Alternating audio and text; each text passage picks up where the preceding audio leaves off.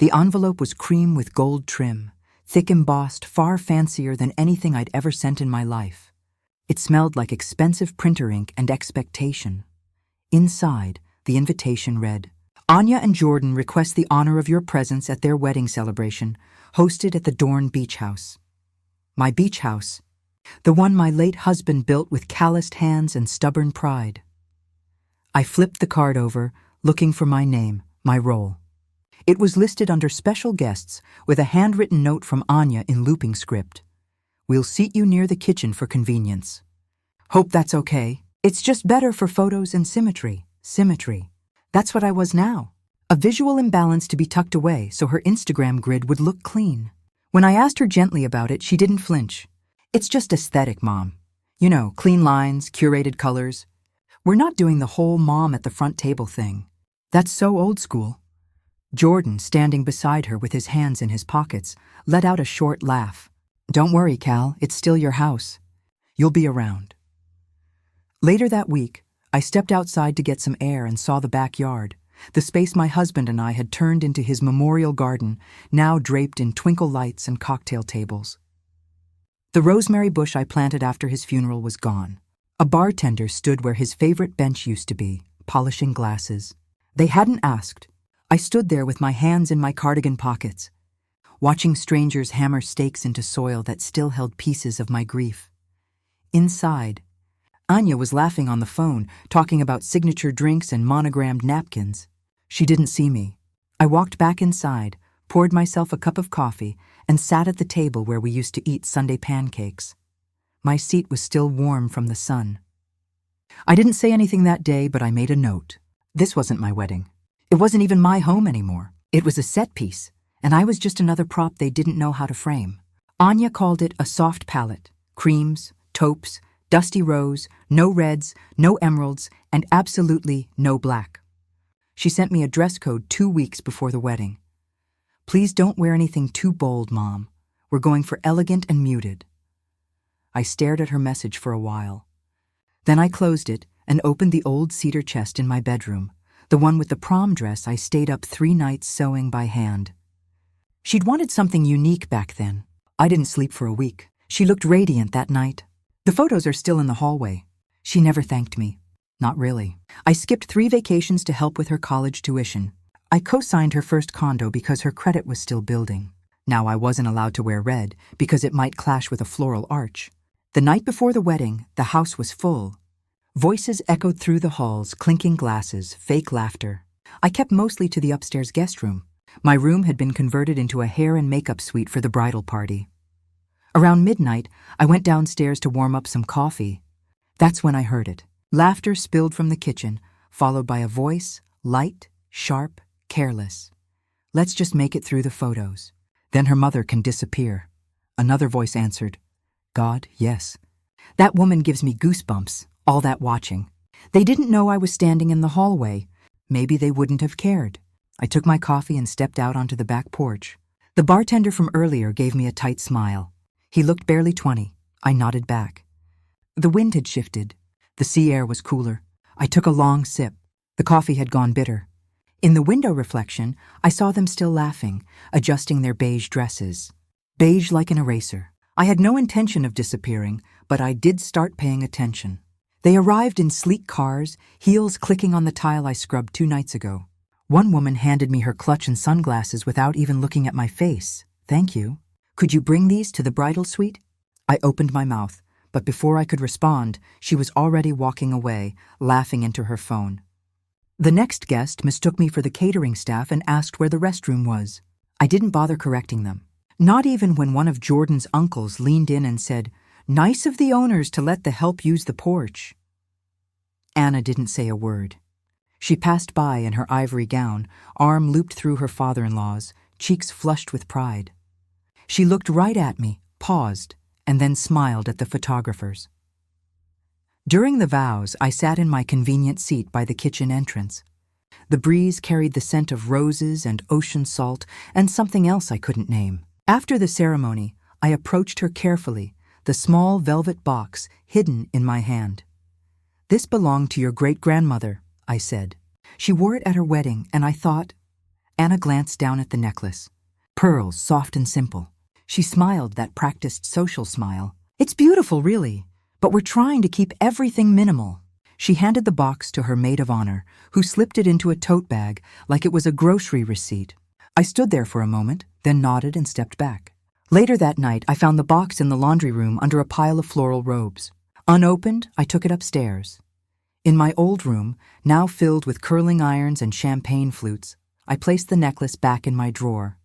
The wind rattled the windows as I sat at my desk. I opened the folder I'd taken from my husband's cabinet. The top page was a deed. 3 names were printed on it, but only one still lived in the house. The drawer creaked open slower than I remembered. It still smelled faintly of cedar and old paper. I hadn't touched it since the week after his funeral. Back then, I couldn't bear to. Now I couldn't afford not to. The folder was labeled in his handwriting, Home Dorn Beach. Inside, everything was meticulously arranged, the final appraisal, utility transfers, insurance policies, and at the center, a certified copy of the deed. I unfolded it slowly, scanning past the legal jargon. My name appeared first, then Anna's, then Jordan's, all 3 names side by side. Owners. I stared at it for a long time. He'd done it when he got sick, I remembered. Said it would protect the future and keep the house in the family. I was so focused on keeping him comfortable, I hadn't questioned it. We'd always talked about Anya having peace someday. I just never imagined it would be while I was still alive. And Jordan, his name in black ink beside mine, like a ghost I'd never invited in. I remembered the day he brought over the paperwork. Said the lawyer had everything ready, said my husband just needed to sign. I hadn't looked closely then. I should have. I slid the deed back into the folder, my hand steadier than I expected. My husband had thought it was a gift, a gesture of trust. But now they were throwing a wedding in my house while seeing me like an afterthought. They were erasing my name from photos, discarding family heirlooms, mistaking me for staff, and they held legal claim to this house. Keys, rights, access, all gifted by a man who trusted them more than he should have. I closed the drawer gently. It was a week after the wedding. The flowers had wilted, the rented lights packed away, but Anna and Jordan lingered. We were in the kitchen when she said it casually, like discussing the weather. We're thinking of staying here for a bit. Just until summer. Jordan was behind her, arms folded, pretending not to listen. Just to catch our breath after all the planning, she added. The city's exhausting, and it's so peaceful here. I nodded. Just once, of course. That night, they hosted a small gathering in the sunroom. Friends, leftover champagne, soft music that bled through the vents. I stayed upstairs. I was brushing my hair when I noticed it. Anna's phone left charging on the hallway console. I didn't mean to pry, but the screen lit up.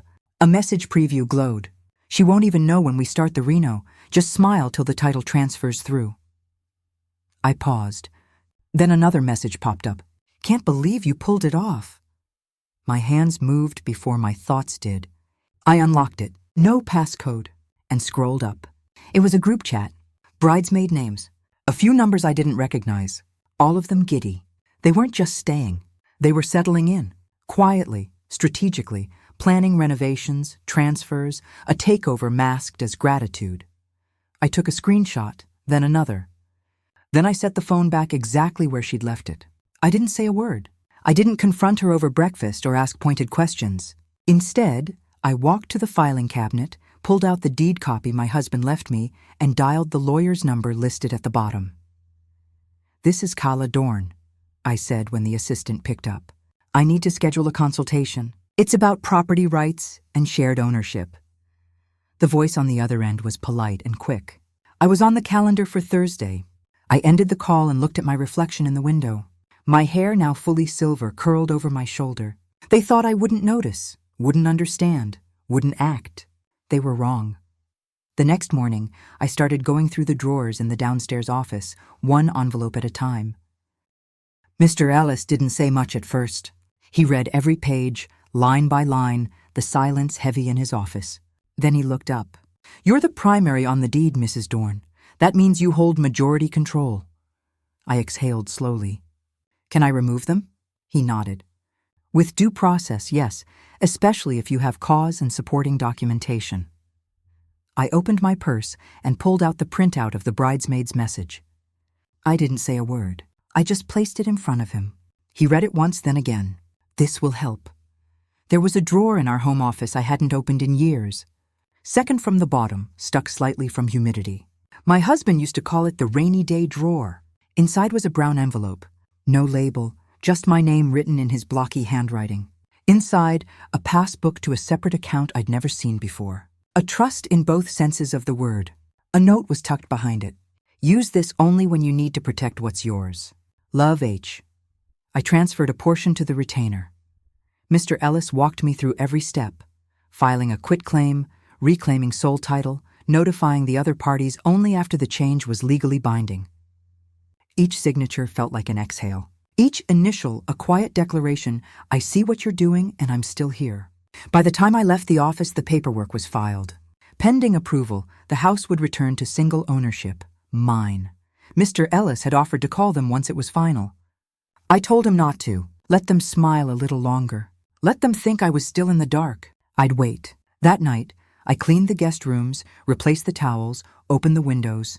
When they returned from their weekend trip, the house would be the same on the surface, but the foundation had shifted.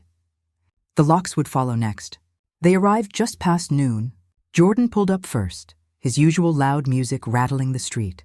Anya stepped out next, heels in one hand, veil in the other, still playing bride. 2 suitcases, 1 garment bag, and a matching air of entitlement. They walked up the steps like they still owned the place. Jordan reached for the key. It didn't turn. He tried again, harder, jiggled the handle. Then Anya muttered something annoyed and knocked. The door opened, just not for them. A man in his 50s answered barefoot, holding a book and looking slightly amused. Behind him, a woman in yoga pants stepped out of the kitchen, waving politely. "Can I help you?" he asked. Anya's face folded into confusion. "This is my mother's house," she said. The man tilted his head. "It was listed as a short-term rental. We checked in 2 hours ago. Should I call the host?" Jordan looked down. That's when he saw the envelope taped neatly to the side rail, his name and Anya's handwritten. Anya snatched it. Her hands trembled as she unfolded the letter inside. "Dear Anya and Jordan, congratulations on your marriage. Your stay has been relocated to the Bay View. Suite 14 has been reserved in your name for the week. Please enjoy the ocean view, the privacy, and the start of your new life on your own terms. Warm regards, Calva. No signature, just that one name." Jordan cursed under his breath. Anya stood frozen. The couple inside stepped back and gently closed the door. From across the street, I sipped my coffee and watched. They hadn't seen me yet. I was sitting under the fig tree, the one my husband and I planted our second summer here. Shade cloaked me perfectly. Jordan turned, eyes scanning the street. When he spotted me, he froze. His mouth opened to speak, but I just raised my cup slightly like a toast. He said nothing. Anna's voice cracked behind him. "She locked us out." "Not locked out, reclaimed." I stood up, slow and steady, and walked back toward the garden gate. The next morning, her first post went up. A filtered photo of ocean waves with a caption, "Sometimes the people who raise you forget to lift you." Then came the carousel of quotes. "Loyalty should never be one-sided." "Some wounds don't bleed, they freeze. You find out who loves you when there's nothing left to gain." No names, just passive fire, but she tagged the location Bay View in Suite 14. Subtle wasn't her style. By afternoon, my phone started ringing. Aunt Mara was first. "Honey, I'm sure there's been a misunderstanding." "No," I said. "There's been a decision, but surely this could have been talked out." "It was talked out," I said gently. "Over the years, they just never listened. Uncle Ray left a voicemail about family unity. Cousin Diane wrote a text that read like a hostage letter. We're all heartbroken. Can we please keep this private?" I didn't respond. That evening, a neighbor dropped off my mail. She lingered longer than usual. "Saw some posts from Anna. Is everything all right?" "Everything's peaceful," I said. And I meant it. I made dinner slowly, savoring each step. Chopped fresh herbs, roasted carrots, poured a glass of wine I'd been saving for no one in particular. The dining table had room for 6. I set one plate, and for the first time in years, I didn't hear the clatter of someone else's shoes. No slammed doors, no music leaking from upstairs, no whispered arguments behind guest room walls. Just the sound of the sea steady against the window panes. They had filled the house with noise, with needs, with assumptions. And now they were gone. Not forever, maybe, but far enough. I washed my plate, dried it, and put it back exactly where it belonged. Then I walked into the study, pulled open the file drawer, and removed one last thing, the old welcome plaque my husband had made. Home is where you're safe to be seen. I placed it back on the entry table. I dug the first hole just after sunrise. The air still held that coolness you only get before the sun decides to heat everything into silence. I knelt where the wedding canopy had stood, right over the crushed grass and forgotten ribbons, and pushed a bulb into the earth. Tulips, bright orange ones. They were my husband's favorite. He once said they looked like little suns trying to stand up. I planted 5 rows. Each one felt like a breath I hadn't taken in months. By noon, I'd opened every window in the house. The ocean breeze moved through the rooms like it belonged again.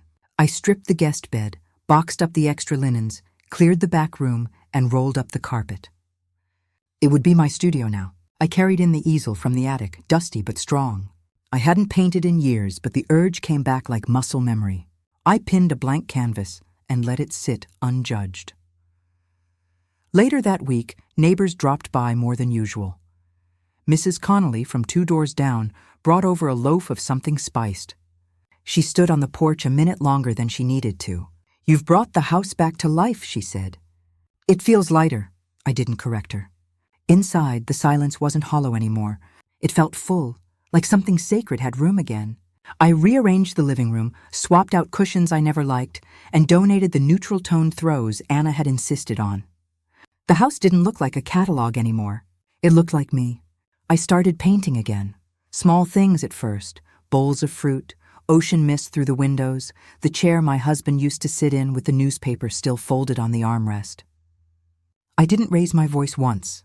Didn't yell, didn't plead, didn't argue, and yet everything had shifted. One evening, I lit a candle in the studio, sat on the floor with my brush in hand, and traced the outline of a tulip reaching upward.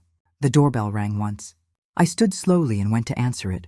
The envelope was thick, hand-addressed, no return name, just the postmark from 3 towns over. Inside, a folded card with ivory borders and embossed lettering, the same style as the wedding invitations. I almost laughed. "We didn't mean to hurt you," it began. "We just wanted the wedding to be elegant. We were under a lot of pressure. You know how people talk. We hope in time you can forgive us, Anna and Jordan." No apology, just a reshaping of blame into something soft and palatable. I didn't rip it up. I didn't cry. Instead, I reached for the old stationery I kept in the drawer by the window, cream paper with a border of pressed leaves. The ones my husband picked out before his hands began to shake. I wrote slowly, deliberately. Elegance was never about flowers or fonts. It was never about curated photos or seating charts. It's about tone, respect, care for those who paved the way. I hosted your wedding out of love. You responded with exclusion. That's not elegance. That's performance. No signature, no warmth, just truth. I sealed the letter and walked it to the mailbox at the end of the street. The wind picked up just enough to lift my hair as I turned back toward the house. My porch was still warm from the afternoon sun. I poured myself a cup of coffee, black, no cream, and sat in the chair that overlooked the shoreline. Waves rolled in, steady, indifferent. The tulips hadn't bloomed yet, but I could see them rising beneath the soil. Quiet strength waiting. I leaned back, let the salt air settle over my skin, and exhaled. The house no longer felt like something I had to protect. It felt like something I had reclaimed. The past didn't press in anymore. It sat behind me small, folded, and finished. And as the sky dimmed into a deeper blue, I watched the tide roll in, steady and strong, and listened for nothing. Because nothing was exactly what I needed.